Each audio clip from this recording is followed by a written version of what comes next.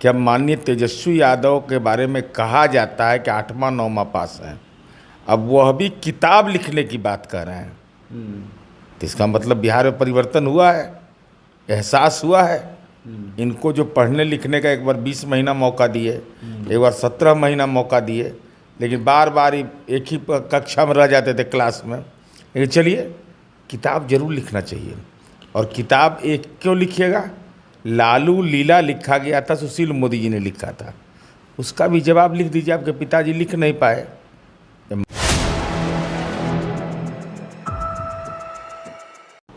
नमस्कार, स्वागत है आपका 4 PM में। मैं हूं आपके साथ विशाल।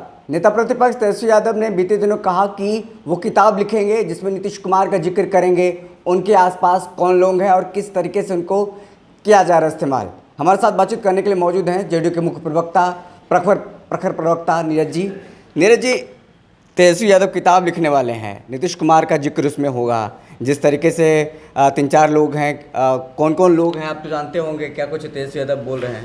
देखिए, माननीय नीतीश कुमार जी के नेतृत्व में बिहार में हुए परिवर्तन का आगाज़ तो दिखाई पड़ रहा है कि अब माननीय तेजस्वी यादव के बारे में कहा जाता है कि 8वां 9वां पास है।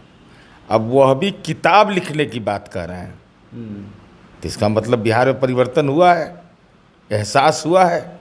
इनको जो पढ़ने लिखने का एक बार 20 महीना मौका दिए, एक बार 17 महीना मौका दिए, लेकिन बार बार एक ही कक्षा में रह जाते थे क्लास में। लेकिन चलिए, किताब जरूर लिखना चाहिए। और किताब एक क्यों लिखिएगा? लालू लीला लिखा गया था, सुशील मोदी जी ने लिखा था, उसका भी जवाब लिख दीजिए। आपके पिताजी लिख नहीं पाए, जब मौका मिला है तो लिख दीजिए। और यह तमाम तथ्यों की चर्चा भी उसमें कर दीजिएगा। और माननीय नीतीश कुमार जी का कोई राजदार होगा, ये तो आपको भी एहसास है तेजस्वी यादव जी, आपको भी एहसास हुआ होगा। नीतीश कुमार जी की मर्जी हुई तो आप सत्ता में रहे, मर्जी नहीं हुई, गड़बड़ किया, आपको नाप दिए। तो किताब क्या लिखना है? नीतीश कुमार तो खुली किताब है, नीतीश कुमार का जीवन खुली किताब है, नीतीश कुमार का व्यवहार खुली किताब है। हाँ, आपका छिपा हुआ रूप है, आपका छिपा हुआ रूप है कि तेजस्वी यादव भी आप हैं, तरुण यादव भी आप हैं। दोनों नाम आप ही का है, दोनों के नाम पर संपत्ति है। मीसा भारती भी हैं, मीसा भारती की 2 बेटी के नाम पर तीसरे पुस्त के लिए व्यवस्था भी हो गया है। इनकी बेटी है, उसका उपनाम धन्नो है, उसके नाम पर भी है। संपत्ति के मामले में जोड़ा नहीं है। 9 जमींदार है लालू परिवार। नौकरी के बदले में जमीन लेना इनका व्यवहार केवल पटना में, केवल पटना शहर में 43 बीघा 12 कट्ठा 486 करोड़ की संपत्ति है लालू जी के पास। है कोई जमींदार? खाता खसरा नंबर सहित अगर दिक्कत होगा तो हम उनको उपलब्ध करा देंगे तेजस्वी यादव जी को। आप पूरा एकदम खाता खसरा एकदम बिल्कुल सब खाता खसरा पक्का है, एकदम सब एकदम एक एक। बताइए, फर्जीवाड़ा का भी हद होता है।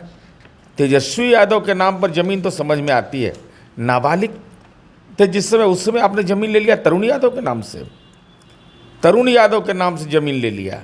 अब बताइए, इससे बड़ा मजाक और क्या हो सकता है?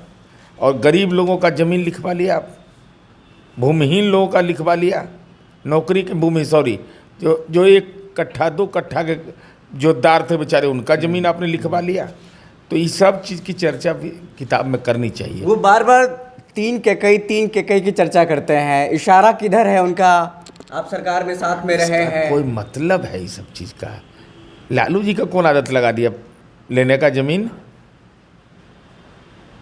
अगर यह सवाल आपके पाले में डाल दिया जाए, भाषा को समृद्ध करिए तेजस्वी यादव जी, आलोचना तथ्यों के आधार पर करिए।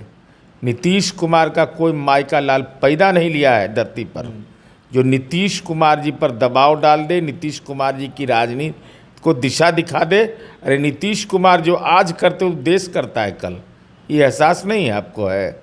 इसलिए किताब लिखिए तो प्रस्तावना उसका अच्छा से लिखिएगा कि हमको देखिए, हम ये सब जाली वाला काम कर चुके हैं। अपना अनुभव भी लिख दीजिएगा, क्यों हटाया गया यह भी लिख दीजिएगा। कैसे शिक्षक की बहाली में भी हम ज़मीन लेना चाहते थे, नीतीश कुमार जी को जानकारी मिली तो उन्होंने रोक दिया। ये सब बात उसमें लिखिएगा। और दिक्कत अगर तथ्य का होगा तो हम मदद करने को तैयार रहेंगे। बड़ा खुलासा कर रहे हैं बीपीएससी शिक्षक मामले में। अरे भाई तो सच है ना, खुलासा कर रहे हैं, ये तो आदत लगा हुआ है नौकरी के बदले में ज़मीन लेने का। यही तो फेरा था कि पदस्थापन का खेल होना चाहिए, शिक्षा विभाग उनके पास था, उनके दल के पास नियुक्ति में होना चाहिए। नीतीश कुमार जी ने कहा कि इसकी इजाज़त नहीं।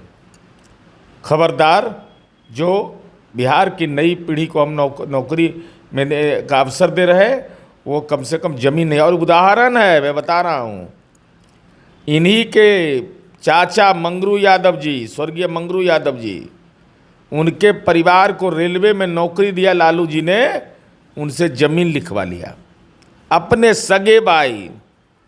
और उसी घर की पुत्रवधू है गुंजन यादव, जिसको एग्जीक्यूटिव असिस्टेंट कार्यपालक सहायक में नीतीश कुमार जी के राज में नौकरी लगा। न एक रुपया लगा, न एक कट्ठा ज़मीन लगा। तो इससे बड़ा पैमाना और क्या होगा। मैं नाम बता रहा हूँ ऑन रिकॉर्ड। हिम्मत है तो राष्ट्रीय जनता दल इसका खंडन करे।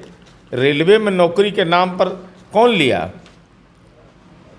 आप ही ने लिए मंगरू यादव के परिवार को। अब बताइए, मीसा भारती की बेटी है दुर्गा भारती और गौरी भारती, इसके नाम पर जमीन लिया। तीसरी पीढ़ी की व्यवस्था कर लिए। मैंने पेट नहीं भर रहा जमीन से। कितना जमीन चाहिए आपको?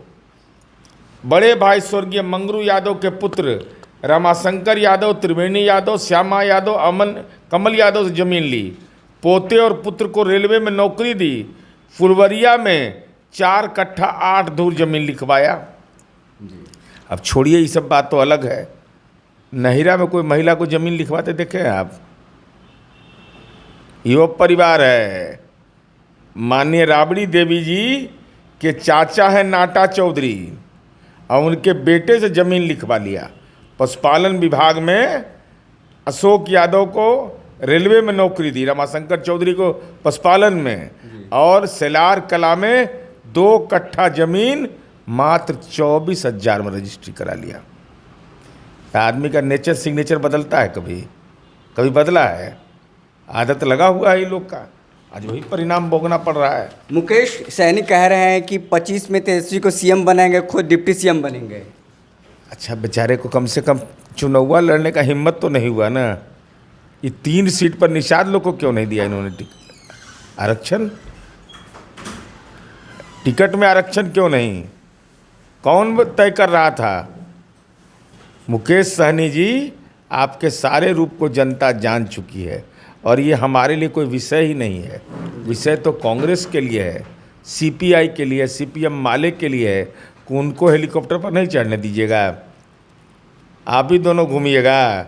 दीपांकर भट्टाचार्य, डी राजा दलित है तो नहीं घूमेंगे? सीताराम येचूरी नहीं घूमेंगे? इसलिए कोई असर नहीं पड़ना है। ये लोग घूमते रह जाएंगे। गर्मी की तपिश में वोट भी जल जाएगा इनका। एक आखिरी सवाल है, कल अमित शाह आए थे बिहार, उन्होंने कहा है कि जम्मू कश्मीर के लिए बिहार के युवा जान देने को तैयार हैं। आप लोग यहाँ रोजगार की बात कर रहे हैं, युवाओं को बढ़ाने की बात कर रहे हैं। नहीं, उनके कहने का संदर्भ यह है कि बिहार में राष्ट्रवाद एक महत्वपूर्ण चीज़ है। कश्मीर हमारा मुकुट है। कश्मीर की रक्षा करने में बिहार नहीं, पूरे देश के नौजवानों की महत्वपूर्ण भूमिका रही है। तो इसको जो लोग वहाँ पर अपनी शहादत देते हुए रोज़गार से ही जुड़े हुए लोग हैं ना, उनको तो सैल्यूट करते हैं हम लोग।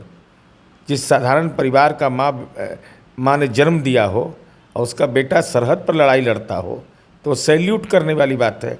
इसलिए उसको उस रूप से पेश किया जाना। वही रोज़गार किस मामले में? देश के लिए रोज़गार, देश के सरहद के लिए रोज़गार, और देश के लिए जब वो रोज़गार के लिए जाता है तो पूरे इलाके के लोग उसका सम्मान करते हैं। चलिए, बहुत बहुत शुक्रिया। हमारे साथ बातचीत कर रहे थे जेडीयू के मुख्य प्रवक्ता नीरज जी। तमाम विषयों पर उन्होंने मुखर होकर के जवाब दिया है। फिलहाल इस खबर में इतना ही। बहुत बहुत शुक्रिया।